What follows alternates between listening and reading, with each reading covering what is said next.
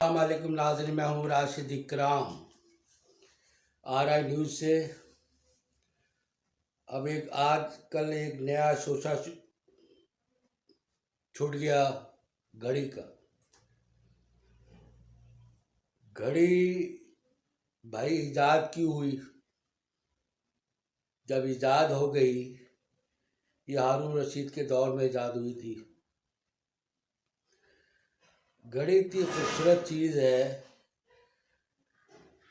कि एक दूसरे को लोग तोहफों में देते हैं। आम तौर पर एक दोस्त दूसरे दोस्त को, एक भाई दूसरे भाई को, ख़ुद भी ख़रीदते हैं क्योंकि इसकी अहमियत इतनी अच्छी है और इतनी खूबसूरत है। ये घड़ी आम सी जिसकी कोई मिसाल नहीं मिलती, और ये वक्त जब देखना हो तो वो भी ये वक्त बताती है जिससे आप आदमियों को, आम लोगों को पता चलता है कि वक्त क्या है। घड़ी की बड़ी खुसूसियात हैं। घड़ी का चल रहा है ना चर्चा आजकल कि घड़ी बेच दी, ये हो गया, वो हो गया। वो तो अलग मसला है, लेकिन मैं बात कर रहा हूँ घड़ी ईजाद हुई इसी मकसद के लिए कि आदमी वक्त देखे, टाइम देखे। बाद का लोग, मेरे हाथ में घड़ी नहीं है, अब मेरे को पहले शौक़ था, अब ज़्यादा, क्योंकि अब मैं वज़ू करता हूँ तो वो बाद का उतार कर रख देता हूँ, कहीं भूल जाता हूँ, इसलिए मैं ज़्यादा पहनते ही नहीं। लेकिन घड़ी बहुत खूबसूरत चीज़ है। एक दूसरे को गिफ्ट करते हैं। शादियों में लोग दूल्हों को देते हैं, दोस्तों को देते हैं, और बड़ी सस्ती भी। आजकल चाइना ने जब से घड़ी आई हैं, ये 500-600 रुपये से लेकर और यहाँ घड़ी तक जाएंगे तो ये जाएगी करोड़ों अरबों तक। तो घड़ी का आजकल बड़ा चर्चा चल रहा है कि घड़ी तोशा खाना से ली, फिर वहाँ पे पेमेंट की 20%, 2 करोड़ कुछ रुपये, फिर आगे भेज दी। कल एक प्रोग्राम चल रहा था शाहज़ेब खानज़ादा में, जिसने घड़ी ली है, उमर फारूक ज़हूर साहब ने। उन्होंने पूरा बॉक्स दिखाया, उसमें घड़ी था, दूसरी चीज़ें थी, कपलिंग थी, ये थी। बकौल उनके कि एक शहजाद अकबर ने फ़ोन किया और कि भाई ऐसा ऐसा मसला है, हमारे पास घड़ी कीमती है। क्योंकि वो कह रहे बकौल उसके कि मुझे शौक़ है घड़ियों का। लोगों को बहुत से शौक़ होता है घड़ियों का।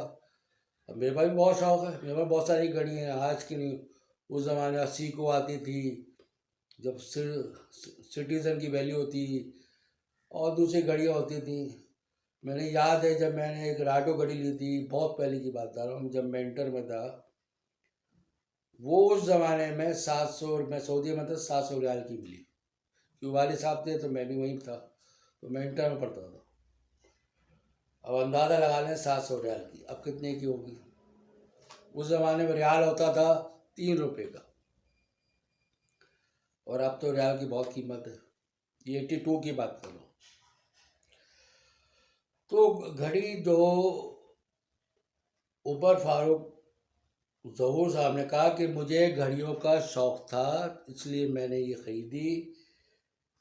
जब वो घड़ी बेचने आए तो मैंने फिर उनसे कहा कि मैं ज़रा इसको चेक करा लूँ।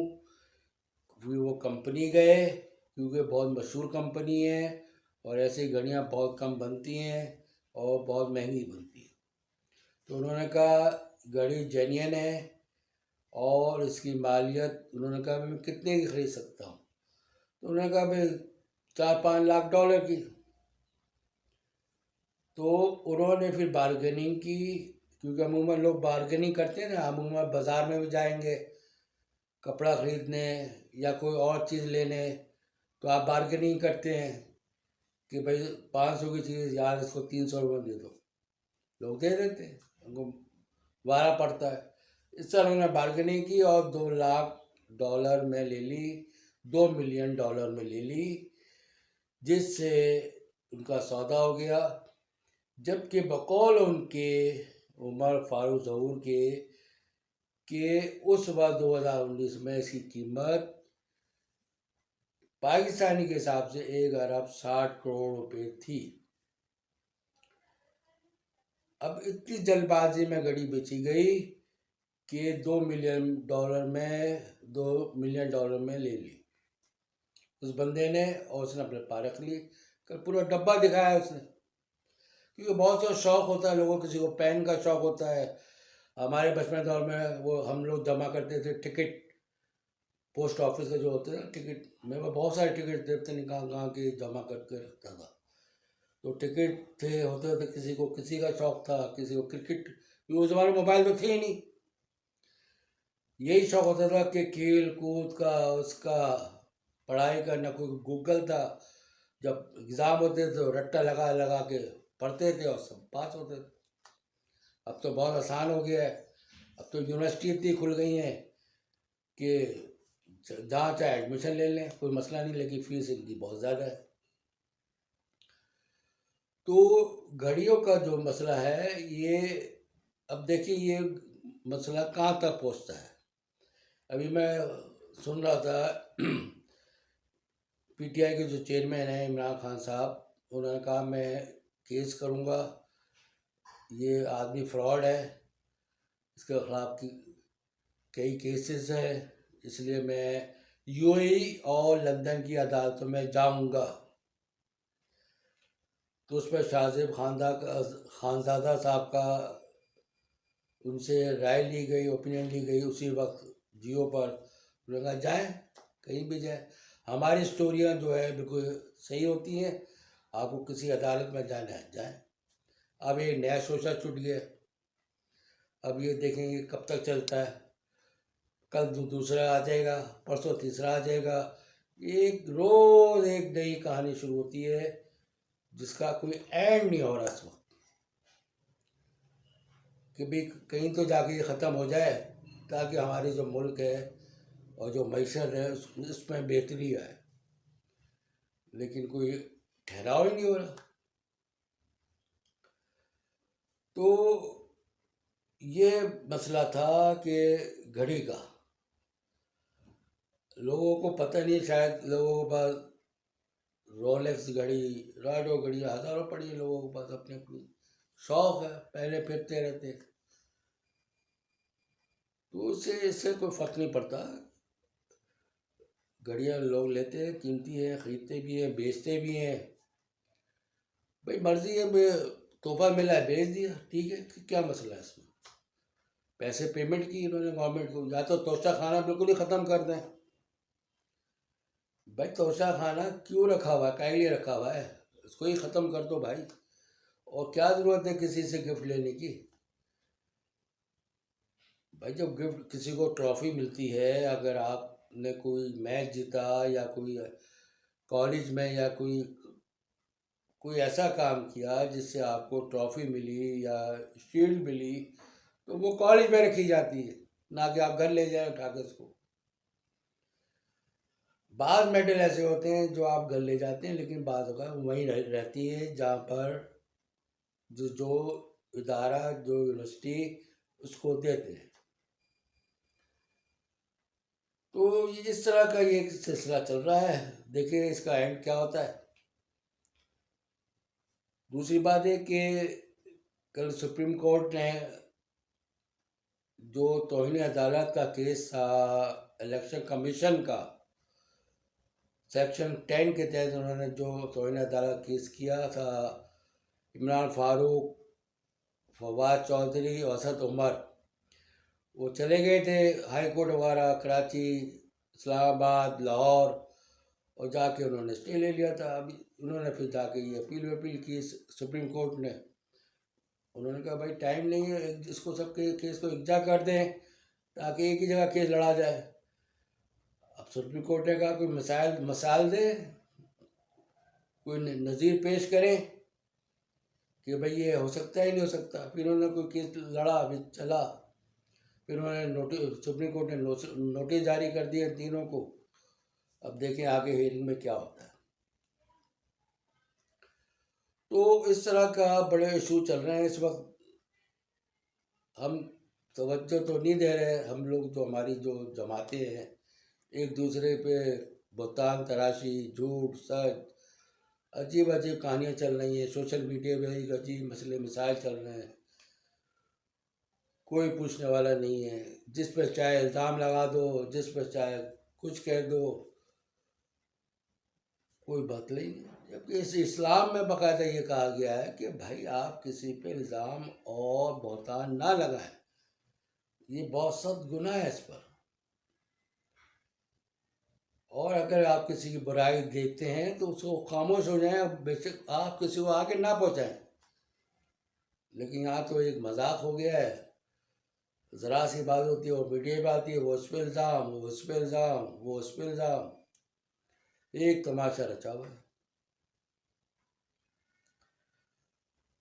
अब जो झगड़ा चल रहा है वो इलेक्शन की डेट पे चल रहा है इस वक्त। जो लॉन्ग मार्च चल रहा है इस वक्त, लॉन्ग मार्च क्या चल रहा है, बस चल ही रहा है। फवाद चौधरी साहब भी चला रहे हैं, आज जैनब चलाएंगे, असद उमर चला रहे हैं, शाह महमूद कुरैशी चला रहे हैं। पता नहीं कहाँ चल रहा है और कहाँ पहुँचेगा, कब पहुँचेगा, जिसकी वजह से पूरा इलाका बंद हो जाता है, दुकानें बंद हो जाती हैं, लोग परेशान होते हैं, ट्रैफिक जाम हो जाता है। बॉसों ने दरख्वास्त भी लगाई है हाई कोर्ट में शहरियों ने कि भाई ये सिलसिला क्या है, ये कब बंद होगा। अब देखते हैं कब बंद होता है, क्योंकि यहाँ तो भाई अजीब मसला है ना। इस वक्त हमें मुल्क का सोचना चाहिए, रियासत का सोचना चाहिए भाई। पहले रियासत है, इसके बाद सियासत है। पहले हमारा मुल्क है, इसके बाद सियासत है। इसलिए मुल्क की बेहतरी के लिए, तरक्की के लिए ज़्यादा ज़्यादा हमें सोचना चाहिए और उस पर तवज्जो देना चाहिए। क्योंकि बेरोज़गारी इतनी है, महंगाई है, लोग परेशान हैं, बिजली के बिल बहुत हैं। चलो अब शुक्र है सर्दियाँ शुरू हो जाएंगी तो बिजली का बिल थोड़ा सा आधा हो जाएगा, क्योंकि एसी वगैरह नहीं चलते, पंखे नहीं चलते, जिसकी वजह से बिजली का बिल में फ़र्क पड़ेगा। लेकिन 2-3 महीने का फ़र्क होता है, इसके बाद फिर वो शुरू हो जाता है। तो इस तरह हमारे इस सिलसिला चल रहा है।